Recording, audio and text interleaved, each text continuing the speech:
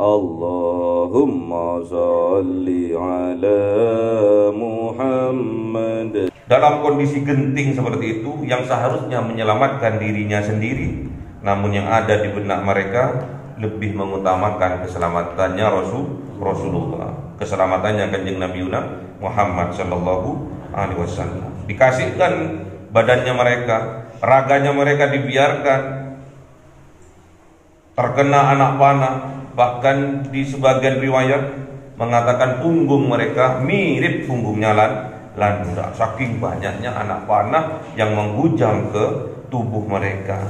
Itulah sahabatnya Kanjeng Nabi yang mempunyai jiwa ihsan.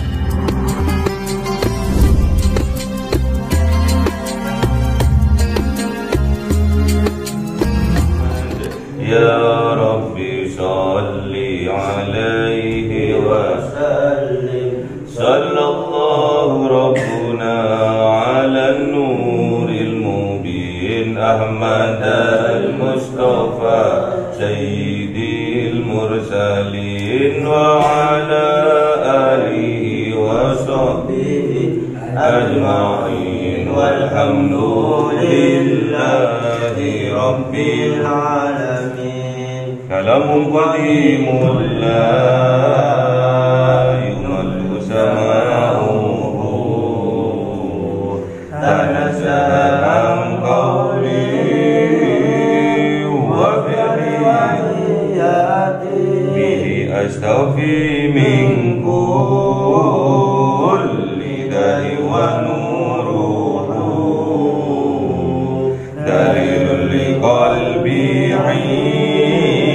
'inda jahli wa hayrati fa ya rabbi mahtirni bi sirri hurufihi wa nawwir bihi sam'i wa qalbi wa muqalati wa habli bihi fathan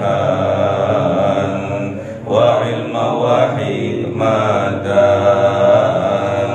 wa anis bihi ya Rabbi fil qabri wa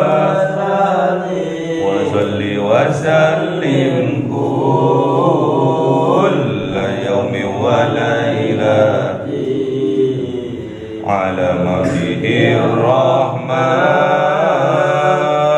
yaqbalu taubatin wa ali wa ashabin kiramin a'immati bihim yaghfirul ghaffar dhambi wa zallati. A'udzu billahi minasy syaithanir rajim. Bismillahirrahmanirrahim. Surah Ali Imran ayat 172. A'udzu billahi minasy syaithanir rajim. Bismillahirrahmanirrahim. Alladzina istajabu lillahi wa rasul min ba'di ma asabahumul qarh lilladzina ahsanu minhum wattaqau ajrun 'adzim. Shadaqallahul 'adzim. Bismillahirrahmanirrahim. Alladzina qala lahumun nasu innan nasa qad jama'u lakum fakhshawhum fazadahum imana wa qalu hasbunallahu wa ni'mal wakil. Shadaqallahul 'adzim. Bismillahirrahmanirrahim. Alladzina istajabu, orang-orang yang istajabu menerima panggilannya lillahi, panggilannya Allah, war rasuli, dan panggilannya Rasulullah, Mim ba'di ma asabahumul qarh, dari setelah apa yang menimpa mereka, al-qarh, luka. Lilladzina ahsanu, dimiliki oleh orang-orang yang ahsanu, yang ihsan, minhum, di antara mereka, wattaqau, dan bertakwa mereka, ajrun azim, pahala yang sangat agung. Jadi orang-orang yang ikut berjuang, orang-orang mukmin yang ikut berjuang bersama Kanjeng Nabi Muhammad dalam peperangan, dalam memerangi hawa nafsunya, dalam peperangan Badar, perang Uhud, bahkan perang melawan hawa nafsu mereka sendiri, yang terus mengistijabahi panggilan Allah dan Rasulnya. Mim ba'di ma asabahumul qarh, dari setelah apa yang menimpa mereka itu al-qarh, luka. Jadi pejuang-pejuang, mujahid-mujahid, pejuang-pejuangnya Allah, pejuang-pejuangnya Rasulullah, itu di tubuhnya banyak terdapat luka, banyak tatunya, tatu tombak, tatu panah, pokoknya banyak tatunya, luka-luka, bekas dari luka, terkena panah, terkena tombak, terkena pedang, itu terdapat dalam badannya.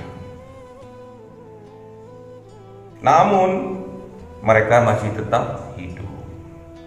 Ada yang mati tatkala peperangan, matinya mati syahid. Namun yang masih hidup, terus mereka memenuhi panggilannya Allah, tetap membela agamanya Allah, tetap setia dengan Kanjeng Nabi Muhammad sebagai nabi mereka, sebagai utusannya Allah, tetap setia. Padahal tubuhnya sudah banyak luka-luka, bahkan masih ada yang belum sembuh, diajak perang lagi, mereka ikut lagi. Lilladzina ahsanu, mereka itulah orang yang ihsan, orang yang berbuat kebaikan. Bukan cuma satu kebaikan, bahkan berkali-kali kebaikan. Minhum, di antara mereka. Jadi nggak semua orang mempunyai jiwa ihsan. Tahu ihsan ya? Ihsan itu kalau dalam kebaikan, dimisalkan seorang anak dimintain tolong oleh orang tuanya, nih telur taruh di atas meja. Kalau sampean itu ambil tuh telur, terus sampean taruh di atas meja, namanya hasan, baik, karena sampean patuh terhadap orang tua. Namun yang dinamakan ihsan ini, kalau sampean dimintai tolong oleh orang tuanya, tolong taruh telur ini di atas meja. Sampean betul taruh di atas meja, tapi sampean masih berpikir kalau ini ditaruh biasa di atas meja, bisa saja mejanya miring, dia akan menggelundung. Terus apa yang dilakukan oleh ihsan ini? Dia ambil mangkok, ditaruh telurnya di dalam mangkok, dan posisi tetap ada di atas meja. Itu namanya ihsan. Jadi kebaikannya bukan cuma satu, tapi dia menjaga kebaikan itu biar tidak menjadi mudhar, biar tetap manfaat. maslahah, anteng, istiqomah kebaikannya itu. Itu namanya ihsan. Makanya banyak orang itu dikasih nama ihsan. Jangan cuma namanya tok yang ihsan, namun jiwanya, orangnya harus ihsan. Dalam kehidupan kita bertetangga, bermasyarakat, orang ihsan itu tatkala ia disakiti oleh orang lain, dia tetap balasnya dengan kebaikan. Kalau yang adil, tatkala dia disakiti oleh orang lain, dia juga menyakiti orang lain. Kalau dia dibaikin oleh orang lain, dia berbuat baik juga pada orang lain, itu namanya adil. Namun kalau ihsan itu, tatkala dia disakiti oleh orang lain, dia tetap membalasnya dengan kebaikan. Itu namanya ihsan dalam bermasyarakat, ihsan dalam bertetangga. Walaupun dimusuhi, walaupun difitnah, dia tetap berbuat kebaikan bagi si pemfitnah itu, bagi si yang menyakiti itu. Minimal dia tetap mendoakan.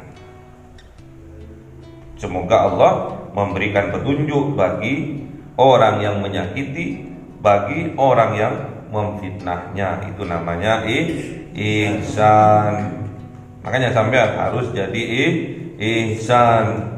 Gak cukup jadi hasan, tidak cukup jadi orang yang baik, tidak cukup menjadi anak yang penurut, tidak cukup bagi anak yang taat, tidak cukup. Tapi harus ihsan. Kalau sampean disuruh sholat, diwajibkan sholat 5 kali sehari semalam, itu namanya hasan. Namun tatkala sampean tambahi dengan sholat-sholat qobliyah, ba'diyah, sholat-sholat sunnah lainnya, sampean termasuk ihsan. Sholat tahajudnya, sholat duhanya, sampean tambah itu, sampean termasuk ihsan.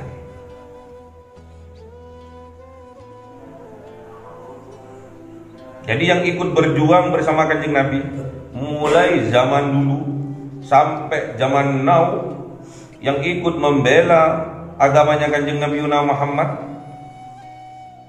pasti dalam jiwanya ada jiwa ihsan. Perang terus berkelanjutan sampai yaumil kiamat. Perang apa itu? Perang melawan diri kita sendiri, perang melawan hawa nafsu diri kita sendiri. Itu jauh lebih besar dari perang Badar sekalipun. Makanya tatkala Kanjeng Nabi Muhammad kembali dari perang Badar, terus bilang kepada para sahabatnya, kita ini baru kembali dari perang yang kecil menuju kepada perang yang besar. Ma jihadul akbar ya Rasulullah. Apa yang dimaksud dengan perang besar itu? Perang akbar itu yaitu jihad melawan diri kita sendiri. Jihadun nafs. Jihad melawan diri kita sendiri ini jauh lebih besar dari perang Badar. Sampai harus siap sedia, harus siap kapanpun dipanggil, siap. Dipanggil adzan melempem ya. Berarti sampean belum siap menjadi ihsan. Wattaqau ajrun azim, dan orang yang ihsan ini tentunya mereka bertakwa kepada Allah. Ajrun azim, maka oleh Allah akan diberi pahala yang azim, yang agung, yang besar, yaitu berupa apa? Surganya Allah. Di dunia mendapatkan maghfirah dari Allah, besok di yaumil kiamah ditempatkan di surganya Allah. Amin. Semoga kita termasuk orang yang ihsan. Alladzina qala, orang-orang yang berkata, lahumun nas, bagi mereka manusia, innan nasa, sesungguhnya manusia, qad jama'u lakum, sungguh-sungguh mengumpulkan bagi engkau, fahsauhum, maka takutlah engkau. Jadi ada sebagian orang yang berkata kepada nas, ada nas yang lain berkata kepada nas yang ihsan ini, apa katanya mereka? Qad jama'u lakum, sungguh mengumpulkan bagi engkau, mengumpulkan untuk perang. Fahsauhum, maka takutlah engkau, maka takutlah kalian. Namun orang yang ihsan jawabnya nehi. Jadi orang-orang yang berbelok tatkala perang Uhud, yang 300 orang yang dipimpin oleh pimpinannya namanya Abdullah bin Ubay bin Salul, berbelok. Ya grupnya itu yang ngomong kayak gini, grupnya itu.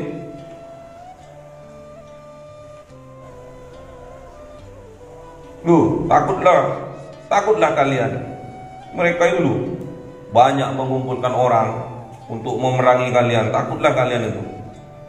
Namun orang yang ihsan, yang bertakwa ini, fazadahum, bahkan bertambah mereka. Apanya yang bertambah? Keimanannya. Imannya tambah. Faqalu, dan mereka yang ihsan ini berkata mereka, hasbunallah, cukuplah Allah, wa ni'mal wakil, yang menjadi penolong.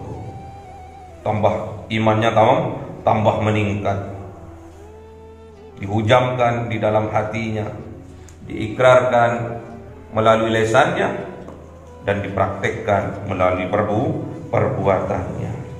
Itulah iman. Karena mancep udah di dalam hatinya, yang ada hanya hasbunallah wa ni'mal wakil. Cukuplah Allah sebagai penolong kita, cukuplah Allah sebagai wakil kita. Kalau sudah Allah yang mewakili kita, selesai semua urusan. Kita harus paham terhadap sejarahnya. Kita belajar dari para sahabat yang gugur, yang menjadi orang mujahid, membela agamanya Allah bersama Rasulullah. Kalau sudah dipanggil, istajabu, mereka mengistijabahi panggilannya Allah itu. Mereka mengiyakan panggilannya Rasulullah itu. Padahal bekas-bekas luka ada di dalam jasad mereka, badan mereka, bekas sayatan pedang, bekas tombak. Bahkan pernah terjadi di perang Uhud itu, tatkala Rasulullah Muhammad SAW dikepung oleh pasukannya Ikrimah, Sofyan, dikepung, para sahabat yang lain itu menggurumuni Rasulullah, melindungi Rasulullah.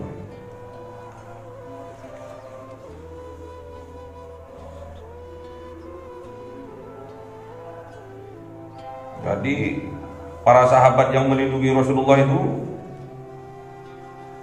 punggungnya itu mirip landak, saking banyak anak panah yang menghujam ke tubuhnya. Nahri ya Rasulullah, nahri ya Rasulullah, biar punggung kami ya Rasulullah, biarkan, gak usah direken ya Rasulullah, biarkan leher kami saja yang kena panah, biarkan punggung kami yang kena panah, biarkan kami. Para sahabat ngomongnya seperti itu kepada Rasulullah. Ihsan mereka.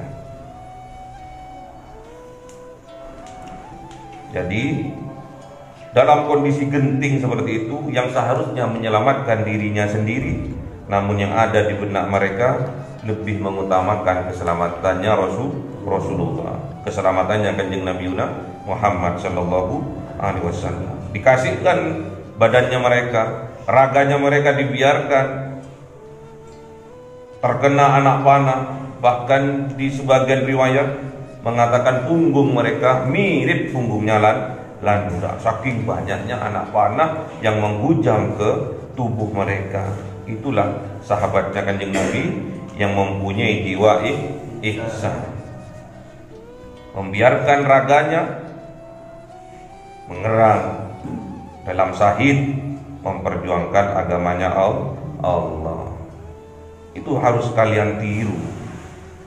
Jihad-jihad seperti itu harus kalian ditiru. Makanya tatkala contoh kecil saja, tatkala ada sampah, tatkala ada paku, tatkala ada duri yang sekiranya tidak mengenakkan, membahayakan, cepat diambil dan disingkirkan. Yang enggak rapi dirapikan, yang enggak bersih dibersihkan. Itu namanya jihad. Contoh kecil jihad dalam kehidupan kita sehari-hari. Dan juga dengan kalian juga harus berjihad. Pemimpinnya berjihad, Kanjeng Nabi berjihad, para sahabatnya ikut berjihad. Kiainya kalau sekarang berjihad, sampean santri-santrinya harus juga berjihad. Jangan saenake dhewe ya. Kiainya bermunajat, santri-santrinya turu. Harus juga sama-sama berjihad. Itu namanya ihsan. Bahkan Sayyidina Bilal itu sebelum dia mengumandangkan azan subuh itu membangunkan Kanjeng Nabi. Takut Kanjeng Nabi enggak bangun. Padahal Kanjeng Nabi Muhammad sudah bangun duluan. Tapi biar sahabat Bilal itu merasa bangga, merasa bahagia, seolah-olah Kanjeng Nabi tidur-tiduran. Ya Rasulullah, sudah tahajud jenengan. Oh iya, terima kasih Sayyidina Bilal. Pura-pura tidur, senang, bunga hatinya Sayyidina Bilal membangunkan Kanjeng Nabi. Makanya tatkala dia mau adzan subuh, pasti yang dilihat Kanjeng Nabi Muhammad duluan.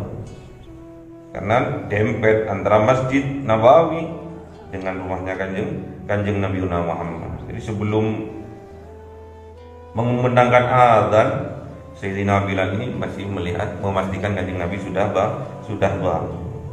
Baru beliau azan. Tatkala nyampe asyhadu anna Muhammadur Rasulullah, asyhadu anna Muhammadur Rasulullah, dia menatap wajahnya Rasulullah. Makanya tatkala Rasulullah meninggal dunia, Sayyidina Bilal tidak kuasa mengumandangkan azan. Tatkala nyampe asyhadu anna Muhammadur Rasulullah, suaranya tidak keluar, cuma nangis. Mulai dari mau azan, yang biasanya menatap wajahnya Rasulnya, menatap wajah Rasulullah, menatap wajah Kanjeng Nabi Muhammad, itu sudah berderai air mata. Naik mimbar itu, naik ke atas itu, untuk mengumandangkan azan. Banyak sejarah yang terhujam di dalam hati Sayyidina Bilal. Ya. Ada kisah yang tidak pernah dilupakan dan tidak akan pernah terlupakan. Semoga kita bisa seperti sahabat-sahabatnya Kanjeng Nabi Muhammad yang mempunyai jiwa ihsan. Jadi aku duluan, berkorban aku duluan. Gak ada rasa takut mereka. Allah khaufun alaihi walahum yahzanun. Gak ada. Dulur-duluri sahabat-sahabatnya yang mati duluan udah dijamin masuk surga. Jadi gak ada ketakutan untuk menyusul saudara-saudara seimannya. Makanya rela tubuhnya dihujani anak panah sampai Di sebagian riwayat mirip seperti landak, saking banyaknya anak panah. Namun karena imannya udah betul-betul terhujam di dalam hatinya, anak panah seberapapun ratusan tidak terasa. Itulah kekuatan cinta. Itulah kekuatan mahabbah. Kalau sampean sudah cinta, apapun akan sampean lakukan, akan sampean korbankan. Bukan cuma raganya, hartanya juga dikorbankan. Bukan cuma hartanya yang habis, nyawa pun dikorbankan. Alladzina hajaru wa jahadu fi sabilillah bi amwalihim wa anfusihim a'dhama darajatan indallah wa ulaika humul faizun. Mereka itulah yang akan mendapatkan kemenangan yang besar dari Allah. Di dunia mendapatkan maghfirah dari Allah, besok di yaumil qiyamah mendapatkan surganya Allah. Jadi harus hijrah.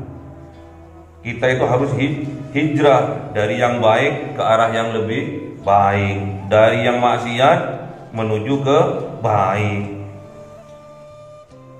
menuju kepada ketaatan kepada Allah.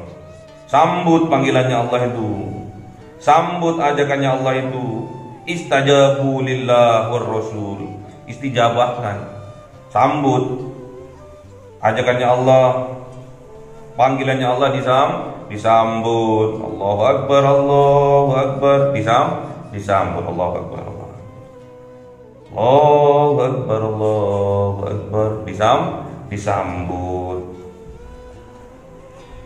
Asyhadu an la ilaha illallah, asyhadu an la ilaha illallah, asyhadu anna Muhammadar Rasulullah, asyhadu anna Muhammadar Rasulullah. Hayya 'alas shalah, la haula wala quwwata illa billah. Hayya 'alas shalah, la haula. Hayya 'alal falah, la haula. Hayya 'alal falah. Kalau subuh beda.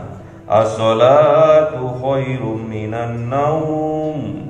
Jawabannya nggak tahu. Salatu khairum minan naum. Jawabannya nggak tahu, nggak belajar. Allahu akbar, Allahu akbar, la ilaha illallah.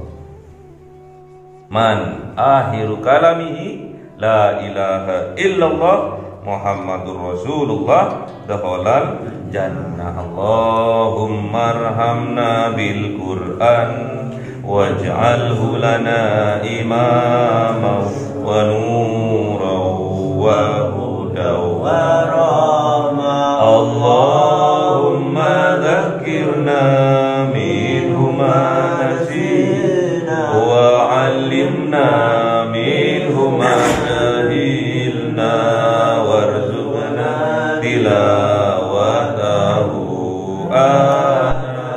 al-laili wa atrafan nahar waj'alhu lana hujjatai ya rabbal alamin. Cahaya 1000 bulan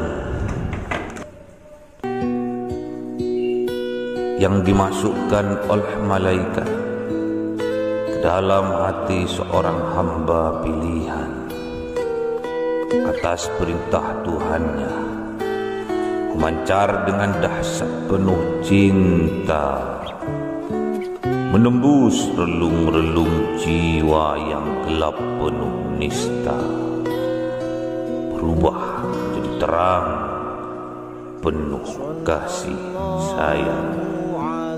Itulah Lailatul Qadar.